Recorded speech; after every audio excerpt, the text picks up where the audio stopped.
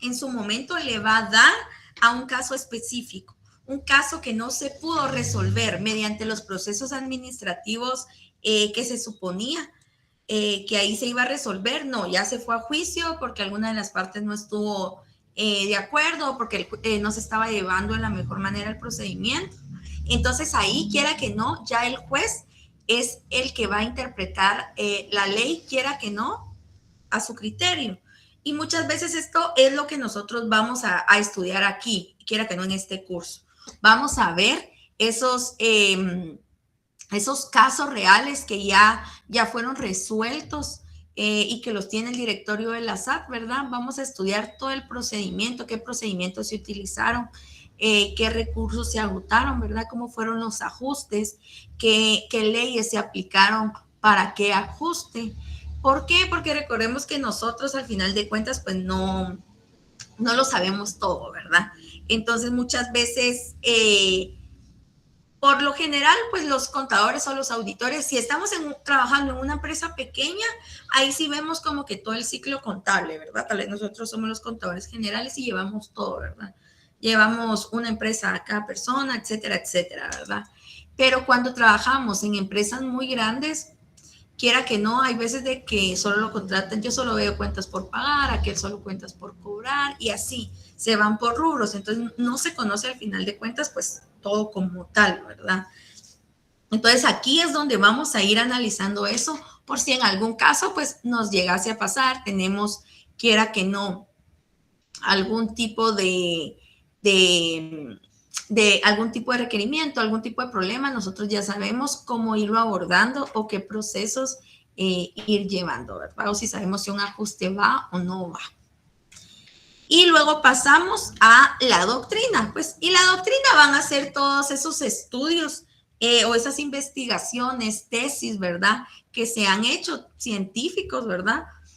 En las que nosotros nos podemos ir basando, que el legislador se basa para poder crear las leyes también como tal, ¿verdad? Que sería una fuente. Y luego, por último, ya vemos las fuentes históricas, que las fuentes históricas van a ser todas esas leyes que en un momento estuvieron vigentes, ¿verdad? Pero que ahora ya no.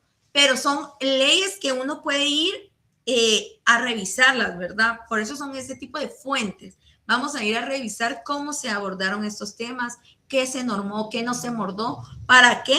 Para ir, quiera que no, creando las leyes de una manera ya más evolucionada, sin lagunitas de ley, etcétera, etcétera, ¿verdad? Entonces, esas serían las fuentes del derecho histórico, del derecho normal, perdón. Sería fuentes reales, fuentes formales y fuentes históricas. Entonces, fuentes del derecho general como tal.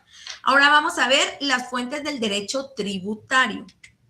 Entonces, en las fuentes del derecho tributario, tomando como base lo anteriormente expuesto y sobre todo que nuestro derecho tributario está construido sobre los principios fundamentales de legalidad y de reserva de ley, se puede afirmar que las fuentes de derecho tributario en nuestro medio están estructuradas tomando como principios básicos los siguientes. Como primer principio tenemos que como consecuencia de los principios de legalidad y de reserva de la ley, las únicas fuentes formales directas del derecho tributario son las leyes escritas, ¿verdad? Que era lo que ya les había mencionado. Entonces, esto es lo más importante, lo que ustedes se tienen que aprender, ¿verdad? Entonces, la única fuente formal que acepta el derecho tributario como tal van a ser las leyes escritas, ¿verdad? No va a existir un impuesto que nos obliguen a pagar que no esté escrito en una ley, ¿verdad? Eso no puede ser. Entonces, estas leyes escritas, ¿verdad? Las que se suscriben en la Constitución Política de la República como primera, las leyes ordinarias, ¿verdad? Los decretos, los reglamentos de esas leyes y los convenios y tratados internacionales. Estos dos, siempre y cuando sean ratificados por el organismo legislativo, ¿verdad? Porque convenios internacionales pueden existir muchos, pero que el país los acepte es otra cosa. Entonces, si el país los acepta como tal, sí se toman en cuenta, ¿verdad? Entonces, Aquí podemos ir al artículo número 2 del Código Tributario, en donde nos habla de las fuentes como tal, ¿verdad? Entonces, aquí dice, el artículo 2 se titula Fuentes, son fuentes del ordenamiento jurídico tributario y en orden de jerarquía las siguientes. Número 1, disposiciones constitucionales, ¿verdad? Entonces, lo que dice la Constitución va a ser lo supremo, ¿verdad? Nada lo sobrepasa. Número 2, las leyes, los tratados y las convenciones internacionales que tengan fuerza de ley. Entonces, aquí va a entrar la ley del IVA, del ISR, Código de Comercio, Código Tributario, todos esos decretos, ¿verdad? Y también, si hubiesen tratados internacionales, entran de segundo. Y en tercero ya van los reglamentos de todas las leyes ordinarias, ¿verdad? Si tuviese reglamento. Entonces, así es como estas serían las fuentes del derecho tributario como tal. Entonces, no puede existir impuesto si no se encuentra aquí, ¿verdad? Como segundo principio tenemos como consecuencia de lo anterior, la costumbre, la jurisprudencia y la doctrina no son fuentes de derecho, pero sí proporcionan al derecho tributario innegables aportes en su elaboración, interpretación y sobre todo en su aplicación. Entonces, ¿qué quiere decir eso? Que el derecho tributario pues no va a tomar como fuente en la creación del impuesto como tal, pues la costumbre o la interpretación que tenga un juez sobre algún tema específico o cierto tipo de tesis, etcétera, etcétera, pues no. Pero sí, quiera que no, forman una base o dan una idea en la aportación que puede tener, ¿verdad? Este tipo de relaciones, este tipo de costumbres o este tipo de estudios que hubiesen, pongámosle, que hay una investigación sobre todos los impuestos más importantes de Europa, ¿verdad? Pues no manejamos igual, pero podríamos irlos modificando, podríamos tomar quiera que no, esas fuentes, pero al final de cuentas no son fuentes del derecho como tal, ¿verdad?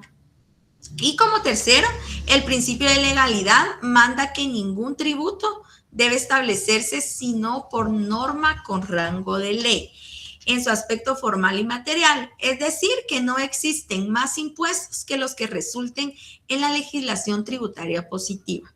En estas condiciones es evidente que la ley es la única fuente formal y material primaria del derecho tributario, ¿verdad? Que aquí se lo subrayé.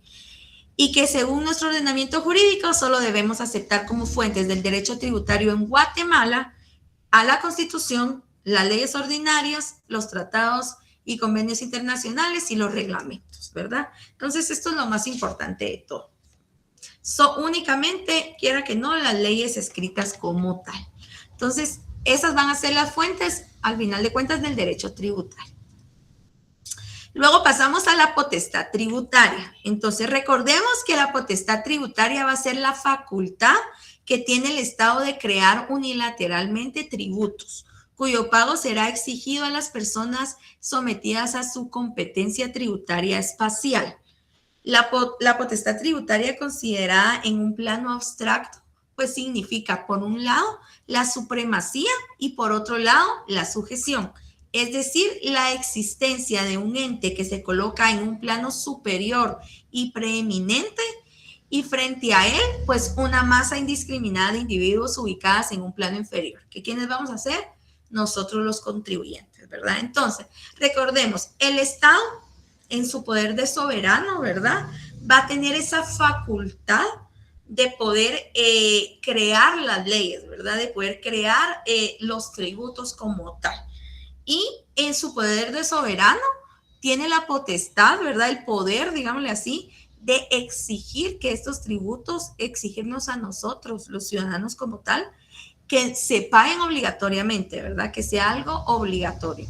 Y nosotros, pues, tenemos la obligación de cumplirlos como tal, ¿verdad?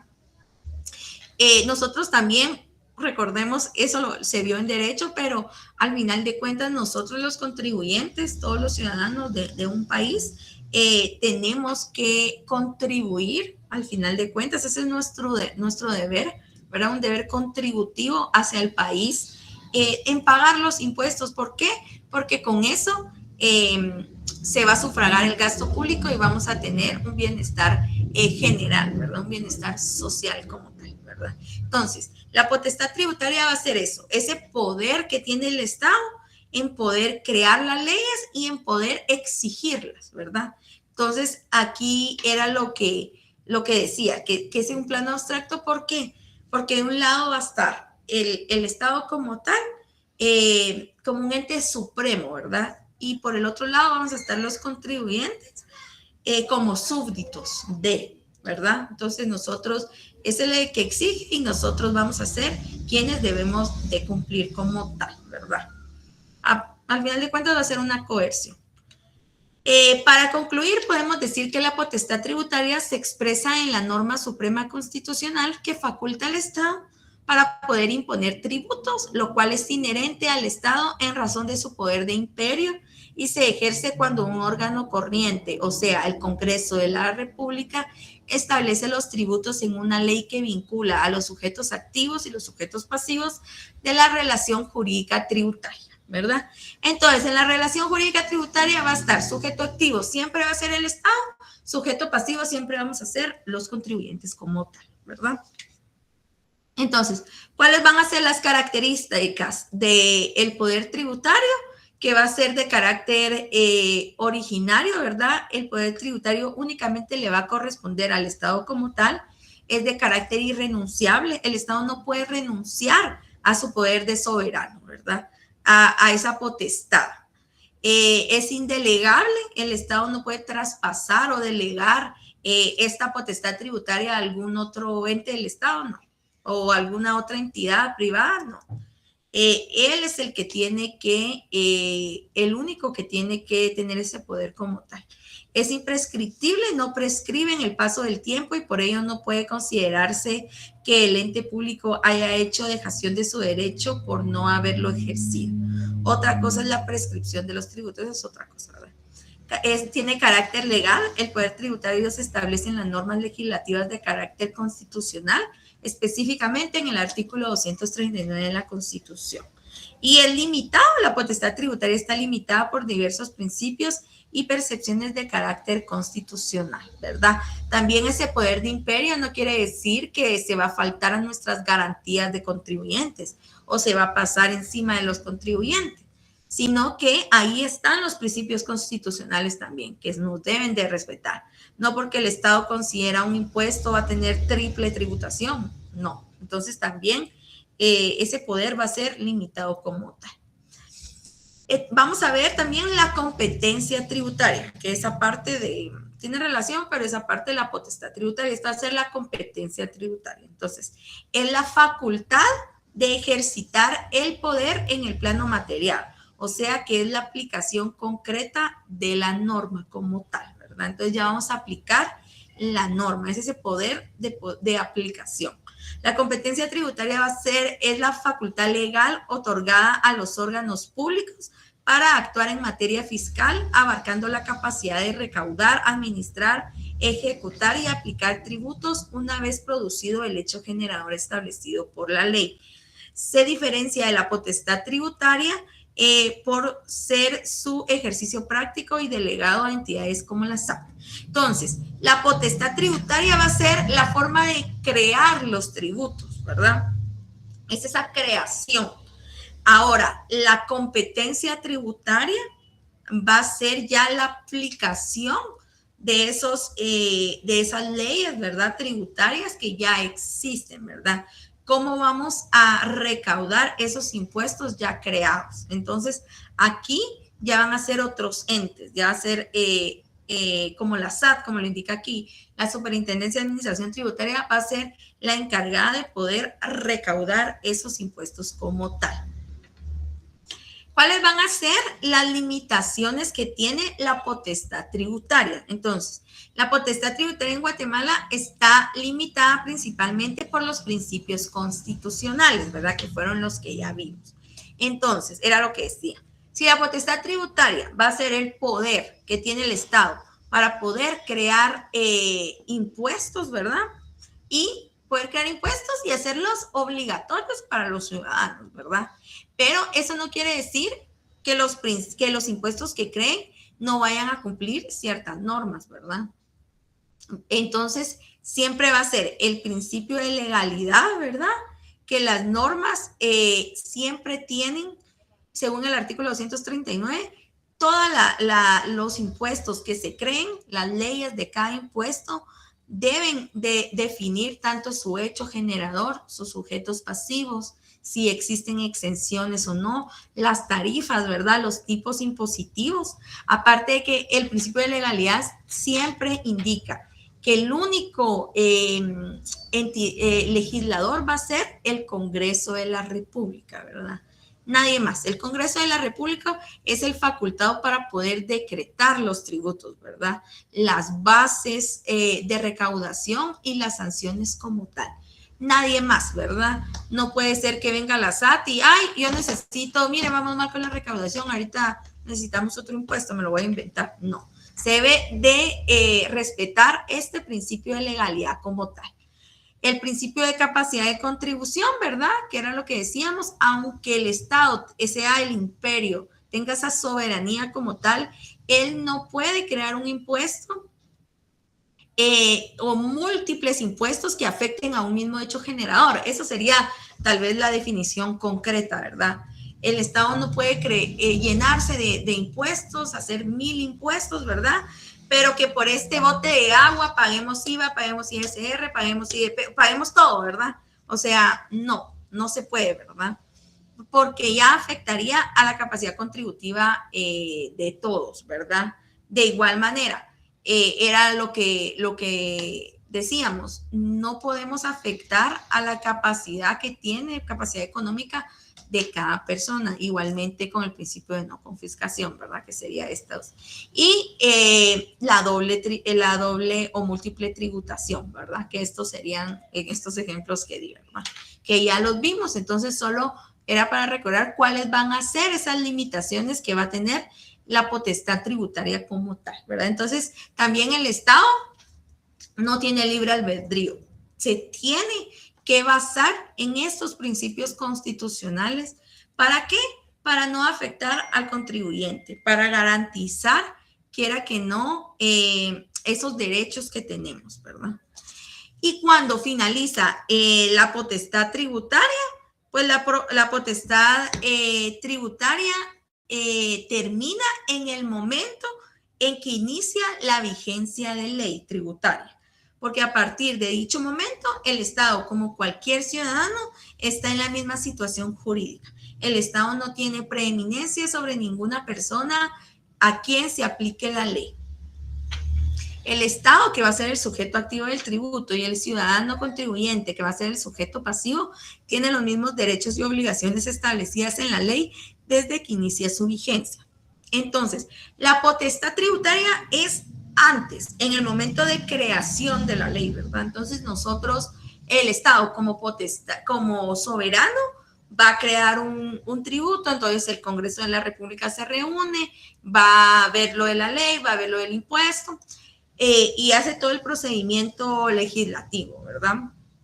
Entonces lo tienen que aprobar más de las 3/3 partes, 2 de las 3/3 partes, ya que pasó eso, ¿verdad? Hacen la asamblea, etcétera, etcétera.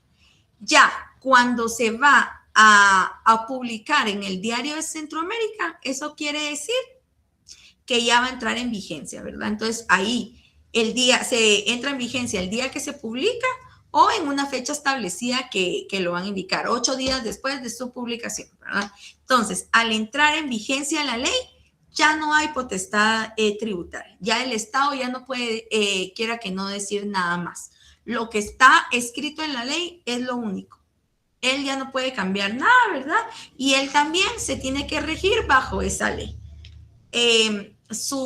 Ya quiera que no, su papel de recaudador, etcétera, etcétera, tiene que ir normado bajo esa ley. Entonces, la potestad tributaria, eso es aprendérselo de memoria, se termina, la finalización es cuando entra en vigencia la ley, ¿verdad? Entonces, ya está publicada la ley, ya es de observancia general, todos nosotros y el Estado lo tiene que acatar como tal, ¿verdad?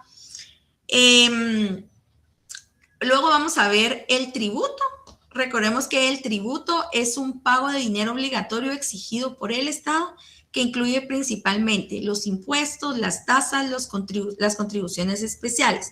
Su fin principal, ¿cuál va a ser? El de financiar las cargas públicas, ¿verdad? ¿Para qué? Para el bienestar social, ¿verdad?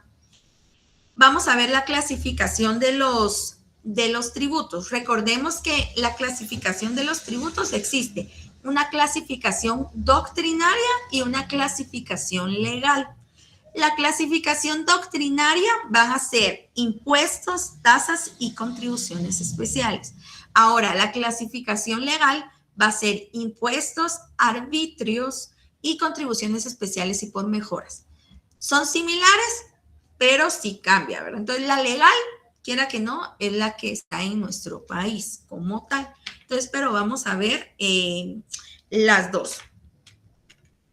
Si quieren, chicos, nos vamos a quedar ahí, porque ahorita ya se nos va a acabar el tiempo, porque a las -10 salen ustedes, para que comencemos la próxima ya con la clasificación de los tributos, si no nos vamos a quedar ahí a la mitad, ¿ok? Entonces, hoy no hay ejercicio, no hay laboratorio, sino tal vez hasta